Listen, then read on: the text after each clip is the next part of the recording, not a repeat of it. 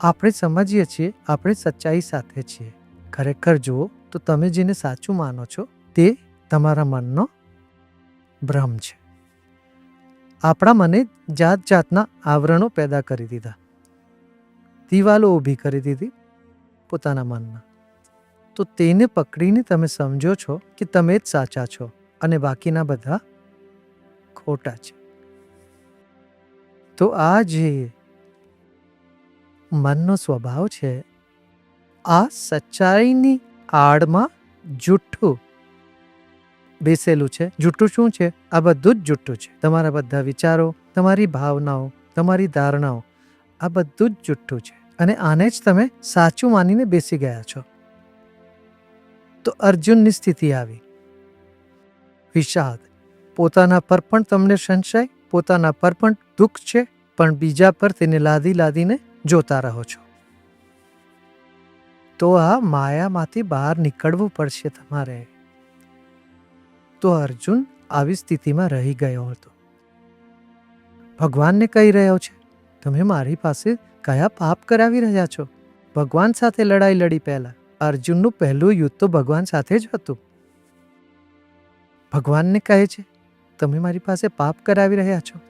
આ બધું યુદ્ધમાં જીતીને મને શું મળવાનું છે? તર્ક, મોટો તર્ક હતો, સારો તર્ક હતો.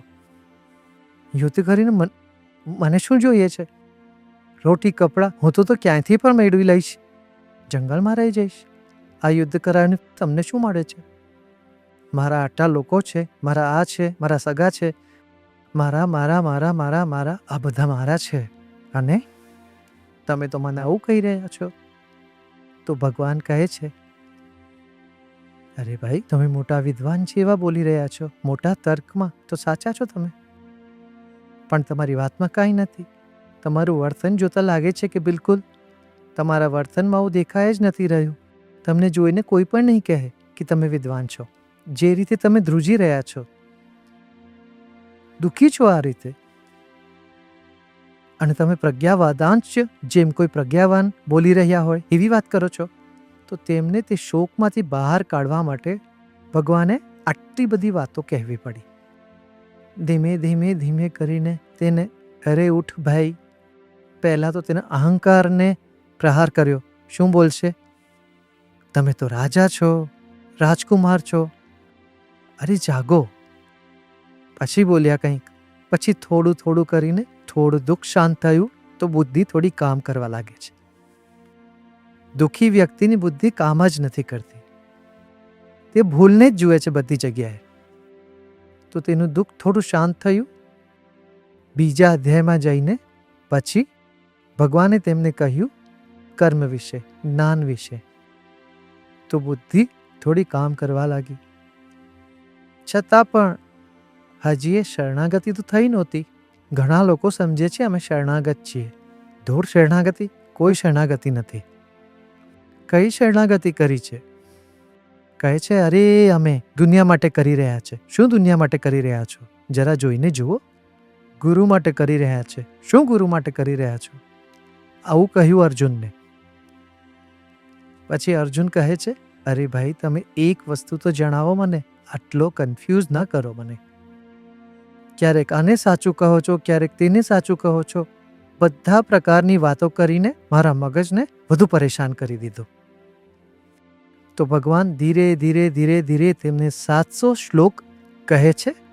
શું કરે, અમુક શિષ્યો એવા જોડાઈ જાય છે તમારી સાથે. તેલુગુમાં એક કહેવત છે, તે કહે છે, તમને પાઠ ભણાવીને મારી ઇજ્જત ગઈ, કે તમને આવડ્યું નહીં અને હું બોલ્યો નહીં. તો આ બહુ પ્રખ્યાત સંગીતજ્ઞ બોલે છે. એ ગુરુ શિષ્ય આવા પાઠ શીખી જાય તો ગુરુ બધું ભૂલીને પોતાના આરામથી રહે. હવે તે શિષ્ય શીખે જ નહીં તો શું કરે? તો એમને શિષ્ય ધારણ કરવાથી પોતાનું નુકસાન થઈ ગયું, કે મારી ઇજ્જત ગઈ, માન ગયું. કહે છે કે આવા આવા શિષ્યો. તો ભગવાને પણ આમને ધીમે ધીમે સમજાવવું પડ્યું 700 શ્લોકમાં. અંતમાં આવીને બોલે છે, હા ભાઈ, તમે જે કહો છો તે હું કરીશ.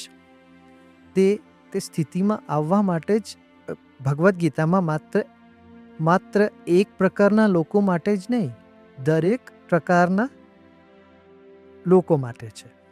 બાકી દરેક પગલે કંઈક ને કંઈક સીડી દર સીડી ભક્તો માટે છે, જ્ઞાની માટે છે, પ્રજ્ઞાવાન માટે છે. બધાને કંઈક ને કંઈક આપતા ચાલ્યા ગયા. અંતમાં બોલ્યા, મારે જે કહેવાનું હતું કહી દીધું, હવે તમને જે મરજી હોય તે કરો. કૃષ્ણે અંતમાં આવું બોલીને હાથ ધોઈ નાખ્યા. હવે તમારા ઉપર છે, મારે જે કહેવાનું હતું મેં કહી દીધું, જેટલું જ્ઞાન આપવાનું હતું આપી દીધું. હવે તમારા મગજમાં જે પડે એ સાચું. એવું કરો, તમારા જે કર્મ છે એ પ્રમાણે કામ કરો. ત્યારે અર્જુન જઈને કહે છે, તમે ભગવાન, તમે જે કહેશો તે હું કરીશ. છતાં પણ ત્યાં અંતમાં થોડો તેમને મોહ તો હતો, અટેચમેન્ટ તો હતું જ. ત્યાં એક વોર્નિંગ પણ આપી દીધી. શું? જેમ તમને ઠીક લાગે તેમ કરો. બોલ્યું આવું, પણ જુઓ, જો હું જે કહું છું એ તમે નહીં કરો, પણ તમારે તે કરવું જ પડશે. છતાં પણ હું કહું છું, જેમ તમને ઠીક લાગે તેમ કરો. જે તમને ઠીક લાગે એ લઈને તમે કરી લો. આવી રીતે બોલીને છોડી દીધો. પણ ભોળા ભાડા જે ભક્ત રહ્યા છે તેમની સાથે આવું થાય જ નહીં. ઉદ્ધવ ગીતા છે. ઉદ્ધવ મોટા પ્રજ્ઞાવાન પણ હતા, ખુલ્લા મનના પણ હતા. જેવો ભગવાને કંઈક ઈશારો કર્યો તેમણે સમજી લીધો. કંઈ બોલવાની પણ જરૂર ન પડી. તેમણે ઈશારો માત્ર કર્યો. થોડુંક તેમણે કહ્યું. ઉદ્ધવે તે વાત સમજી. આમ જ રાધાને કોઈ જ્ઞાન આપવાની જરૂર ન પડી. ગોપીઓ, રાધા તો કોઈ કેરેક્ટર હતું જ નહીં, આપણે બનાવી લીધું એમ. આખા ભાગવતમાં રાધા નામનું કોઈ કેરેક્ટર છે જ નહીં, પણ તે કૃષ્ણની શક્તિના રૂપમાં માને છે, તે બરાબર છે. ગોપીઓનું પણ આ જ હતું. ગોપીઓને જરૂરત નહોતી, મન સાથે જ હતું. મન હતું, કૃષ્ણ પાસે પોતાનું મન જતું રહ્યું હતું, તો ક્યારે પોતાના વિશે વિચારવાના ક્ષણભર માટે પણ અવકાશ ન હતો તેમાં. ના કોઈ તેમને જ્ઞાનની જરૂર પડી, ન કોઈ પ્રશ્ન હતો મનમાં. મન પહેલાથી જ રંગાઈ ગયું હતું ભગવાનના રંગમાં. તો આ અલગ અલગ